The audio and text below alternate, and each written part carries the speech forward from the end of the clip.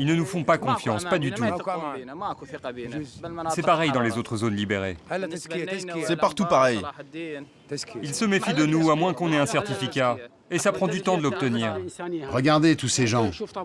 Ils sont malades ou ils n'ont pas d'argent. On veut juste qu'ils nous permettent d'aller à Bagdad. C'est normal de punir les coupables, je dis pas, mais pas les autres. Ici, il fait nuit, même en plein jour. Nous sommes à 50 km au sud de Mossoul.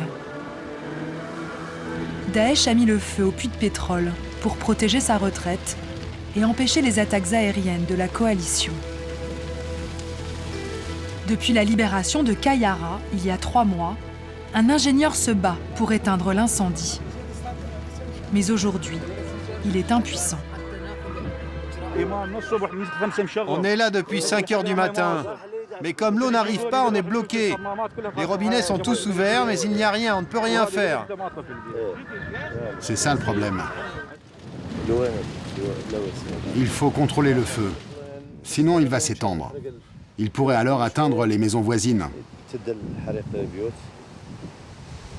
On doit éviter ça. Il faut qu'on trouve de l'eau et qu'on creuse pour évacuer le pétrole par là. Ce feu est prioritaire. Il est situé en ville, à quelques pas des habitations. En attendant l'eau, Ayad va faire dresser un barrage de terre, une digue de fortune. C'est pas possible. Le pétrole monte. Écoute, on essaye de... Bon, allez, on s'en va. Depuis la fin de l'été, la ville étouffe. Et la population doit vivre sous ces épais nuages noirs.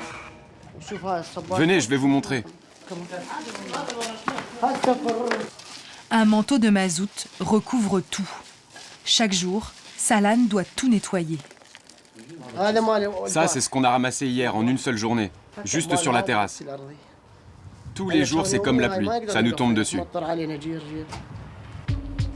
Après 2 ans de vie sous l'État islamique, cette famille pensait avoir connu le pire. C'est un énorme problème. On n'arrive plus à respirer. Et avec toute cette fumée, les enfants manquent d'air. Ils se mettent à tousser. Et quand ils vont grandir, ça peut encore leur faire du mal. Des cancers ou des maladies. Pour que l'air redevienne respirable, les ingénieurs chargés d'éteindre les puits en flammes doivent trouver de l'eau. De l'autre côté de la ville, Ayad Hussein se rend avec ses hommes à la station de pompage. Située sur les bords du Tigre, c'était une position stratégique pour les djihadistes. Les avions de la coalition l'ont visée à de nombreuses reprises.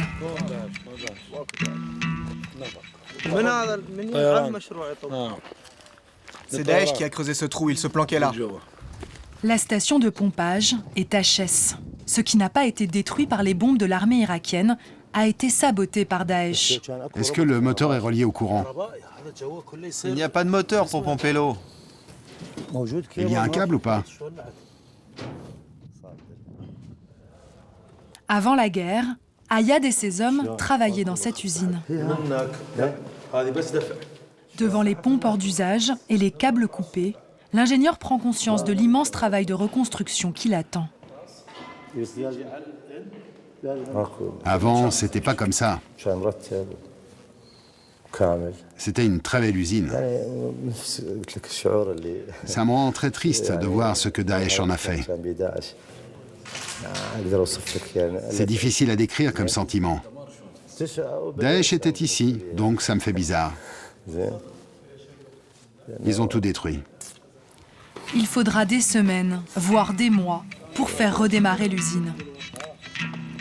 Ayad va devoir trouver une autre solution pour alimenter les pompes à incendie. Plus au nord, les combats pour encercler Mossoul se poursuivent.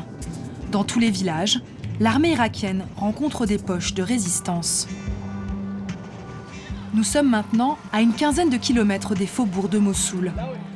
La 3e division de la police fédérale a repris cette position il y a une semaine. Là-haut, regarde.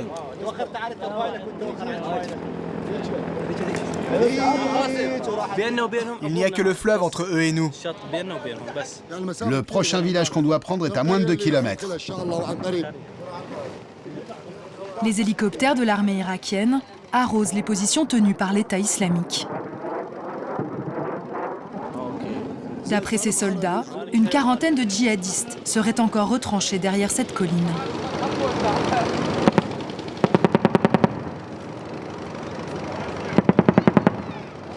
Pour la population tout juste libérée, l'urgence absolue, c'est le déminage. Un habitant a repéré des explosifs dans le jardin d'une maison. Il guide le colonel Hussein dans les ruelles d'Aman El Halil. Vous habitez cette maison depuis quand? Daesh y est installé pendant 2 ans. Non, toi, t'y es depuis quand? Il y a 1 semaine. Et c'est seulement maintenant que t'as trouvé la mine? On a nettoyé le jardin aujourd'hui, c'est pour ça.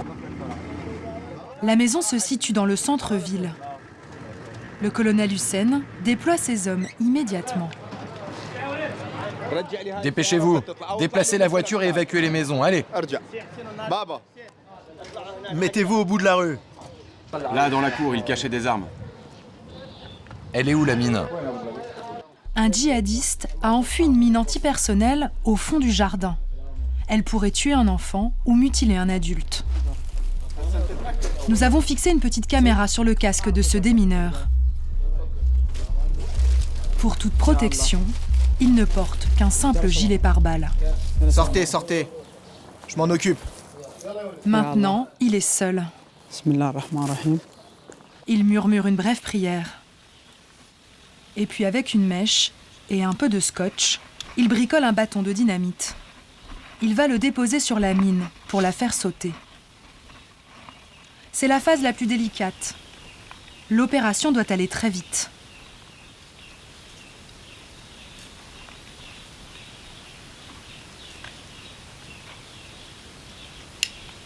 Mais la mèche ne s'allume pas. Un briquet, un briquet. C'est bon, mon colonel. Armé d'un nouveau briquet, le démineur y retourne.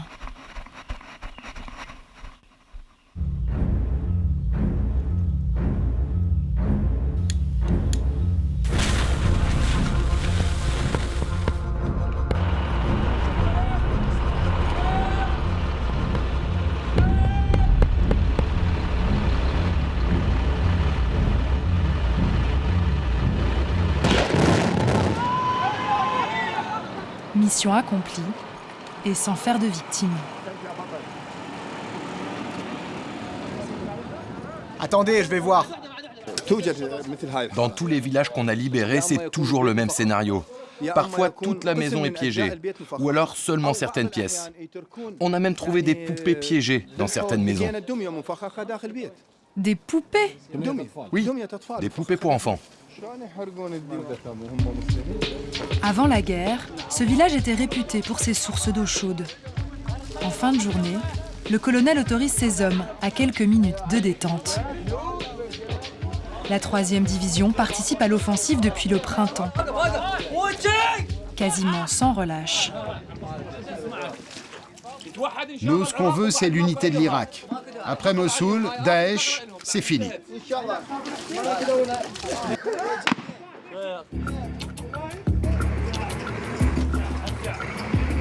Dès la nuit tombée, la guerre reprend ses droits. Le colonel impose un couvre-feu strict. La veille, un commando djihadiste a tenté de revenir dans le village. À tous les postes, j'insiste, il faut fouiller toutes les voitures qui pénètrent dans la zone.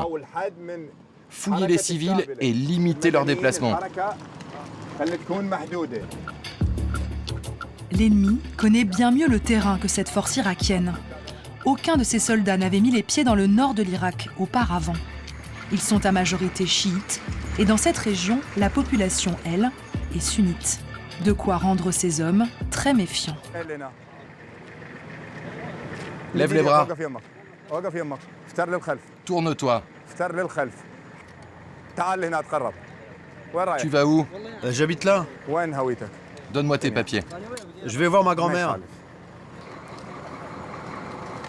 Tu ne sais pas qu'à 6 heures, c'est le couvre-feu. Ne sors plus de chez toi. Oui, monsieur. Il faut plus sortir.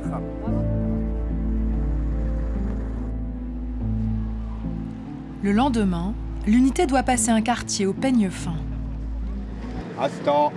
Garde à vous. Un pas en avant. J'espère que ceux qui n'ont pas encore tiré sur l'ennemi en auront l'occasion aujourd'hui. Avec l'aide de Dieu, nous allons fouiller un quartier. Ne faites pas confiance aux civils. Ici, la troupe se considère en territoire ennemi. C'est l'ère du soupçon permanent.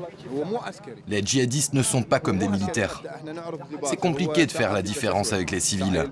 Ils s'habillent en noir, puis en couleur, puis en tenue de camouflage. Parfois, ils se déguisent même en femmes. Mission du jour, dénicher des collaborateurs ou des cellules dormantes. L'épuration commence. Les hommes du colonel Hussein sont accompagnés d'agents des services de renseignement. Dès que vous entrez dans une maison, répartissez-vous. Chacun fouille une pièce. Il faut séparer les femmes des hommes et interroger d'abord les hommes. La plupart des combattants de Daesh se sont repliés. Ouvre ta veste. Mais l'État islamique, c'était aussi des milliers de petites mains qui aidaient les djihadistes de gré ou de force. Pour les trouver, il faut faire du porte-à-porte. On n'a rien fait.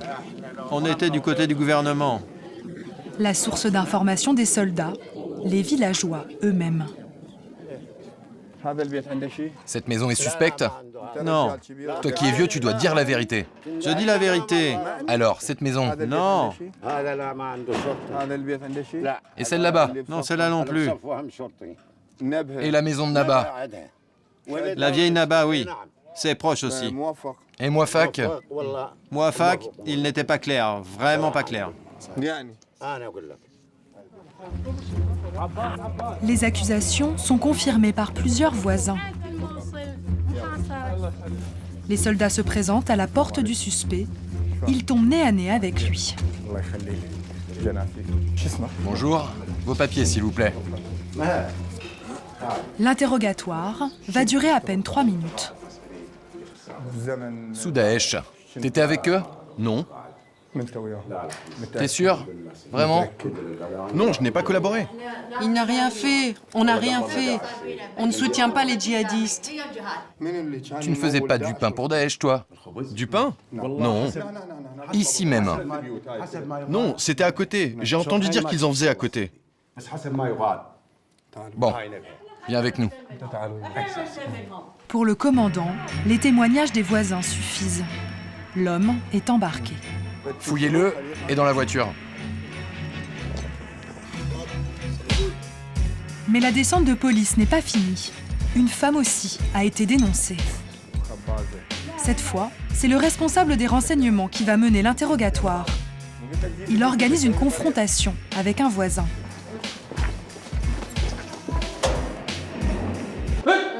Tais-toi!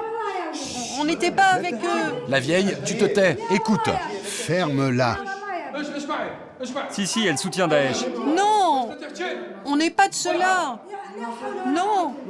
Elle est avec eux ou pas? Oui, elle est avec eux. On n'est pas de Daesh. Tais-toi! La vieille dame a 2 fils, Ali et Anwar, qui a disparu. Anwar, il est où? Anwar est parti à Mossoul. Il était Daesh ou pas? Anwar, il ressemble à quoi? Si Anwar est à Mossoul, c'est qu'il soutient l'État islamique. Les hommes vont mettre la maison sans dessus-dessous, à la recherche de preuves. Tais-toi ou je te frappe. Tais-toi.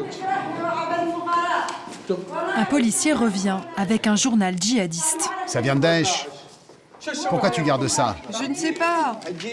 La vieille, on a trouvé ça, chez toi. Je ne sais pas, c'est pas à nous. Tu es une merde. Tais-toi. Tais-toi. Ils exigent de la vieille dame une photo de son fils Anwar, le suspect. Elle sera distribuée au checkpoint. Embarquez Ali et le voisin aussi. Interdiction de frapper les prisonniers. Vous n'y touchez pas. Vous savez pourquoi, hein? Une allusion à la présence de notre caméra. Pas de violence physique devant nous, mais les menaces incessantes laissent imaginer ce qui se passe sans témoin. Quand je te pose une question, je veux la vraie réponse. La vérité. Sinon, je te tue. Je te jure que je te tue. Je te dis ce que je sais. Ta mère soutient Daesh. Et ton frère est un djihadiste. J'étais pas là. Si tu mens, je vais baiser ta sœur. C'est vrai, ma mère était de leur côté. Malgré les instructions du commandant, les réflexes reviennent vite. Mais non, pas devant la caméra. Gênés, les policiers nous demandent de nous éloigner. Vous les emmenez où? On va les exécuter. Non, je rigole. J'y vais, j'ai du boulot. Porter une arme ou rendre des services à l'ennemi, c'est la même chose. Ce sont des gens qui se rendent coupables des mêmes crimes. Notre tournage avec la police fédérale s'arrête ici. Impossible de connaître le sort des personnes arrêtées. Au cours de notre reportage, nous apercevrons régulièrement des prisonniers aux yeux bandés. À chaque fois, les autorités nous interdiront de leur parler. Pourquoi? C'est interdit. Retour à Kayara, la ville au puits de pétrole incendié. Nous filmons discrètement devant une cour antiterroriste improvisée. Ces suspects encourent 15 ans de prison en cas de soutien avéré à l'État islamique et la peine de mort s'ils ont pris les armes. Comment identifier les responsables sans faire d'amalgame? À côté du tribunal, le QG des services de sécurité. Tous les matins, une foule se masse sur ce trottoir. Pour se déplacer, les habitants de Kayara ont besoin d'un laissez-passer qui certifie qu'ils n'ont pas collaboré avec l'État islamique. Ça fait plusieurs jours qu'on a postulé. Pourquoi ils n'ont pas encore examiné nos demandes? On ne sait pas combien de temps ça va prendre. Ici, on s'occupe de 63 villages. Comment voulez-vous qu'on vous identifie tous? Allez, reculez. Et on vous appellera un par un quand vos documents seront prêts. Ici, les habitants sont majoritairement sunnites. La ville est à peine libérée qu'ils se sentent déjà discriminés par le gouvernement chiite de Bagdad. Pourquoi avez-vous besoin de ces certificats? À cause de Daesh et parce qu'on est sunnite. Les deux. Ils ne nous font pas confiance, pas du tout. C'est pareil dans les autres zones libérées. C'est partout pareil. Ils se méfient de nous à moins qu'on ait un certificat. Et ça prend du temps de l'obtenir. Regardez tous ces gens. Ils sont malades ou ils n'ont pas d'argent. On veut juste qu'ils nous permettent d'aller à Bagdad. C'est normal de punir les coupables, je dis pas, mais pas les autres.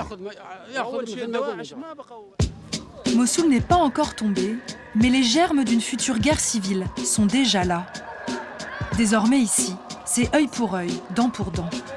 Dans chaque ville libérée, en soutien à l'armée irakienne, des milices locales voient le jour. À Kayara désormais, 300 jeunes paradent dans les rues avec leurs kalachnikovs. Certains n'ont même pas 18 ans. Circulez, circulez. Yassine a été posté à ce checkpoint pour détecter les collabos ou les djihadistes qui se fondent dans la population. Il est d'ici, de la région. Donc il sait si les gens sont suspects. Il nous aide à protéger la population. Les miliciens, la police, l'armée, on est comme les doigts d'une main. Le père de Yassine a été assassiné par Daesh et le jeune homme ne cache pas ses motivations. Ils nous ont humiliés. Daesh a voulu m'exécuter. Ils ont voulu me tuer. Moi maintenant je veux me venger. Le lendemain, nous avons rendez-vous avec le chef de cette milice.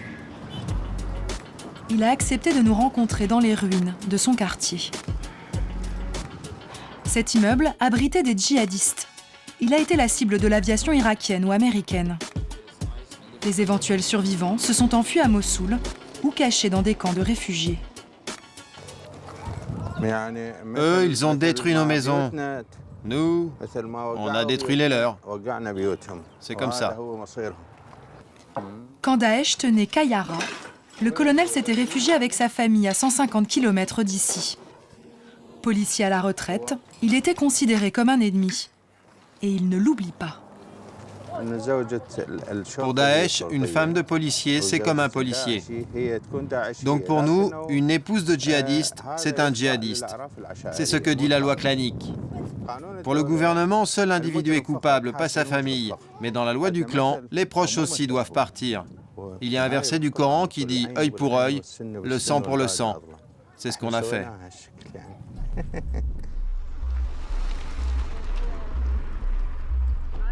Égard à ceux qui tentent de revenir. Depuis la libération à la fin août, Daesh a attaqué Qayyarah à 3 reprises. De retour à son bureau, le colonel Adine est fier de nous montrer l'accueil réservé aux djihadistes. Voilà le combat. Sur ces vidéos, une foule en liesse promène les corps mutilés des hommes de Daesh. On y aperçoit des uniformes de policiers et de miliciens. Des crimes de guerre qui n'empêchent pas le colonel de dormir. Ce sont eux qui nous ont attaqués, pas nous. C'est pour ça qu'on les a tués. Donc c'est juste. C'est normal.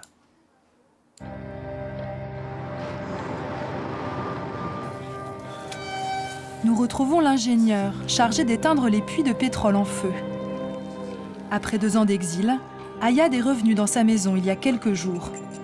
Ici aussi, l'État islamique avait pris ses quartiers. Sa femme et ses enfants, eux, ne sont pas rentrés. Je dors là, sur le canapé. J'avais tellement envie de rentrer.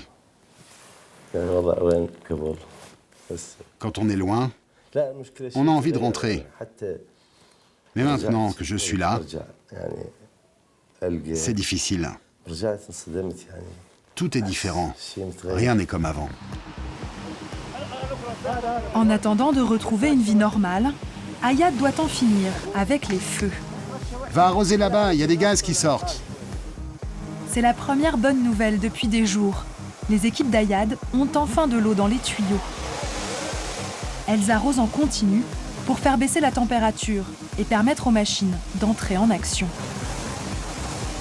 Le but, accéder au cœur du brasier pour couler du ciment et boucher le puits définitivement.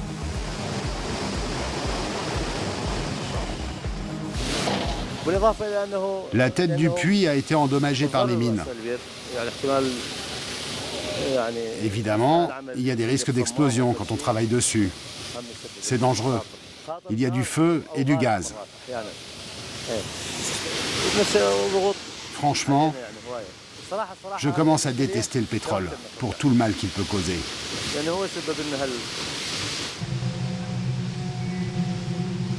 Il aura fallu 3 semaines à ces hommes pour venir à bout du premier puits. Il en reste 18. L'ombre de l'État islamique planera encore longtemps sur les zones libérées.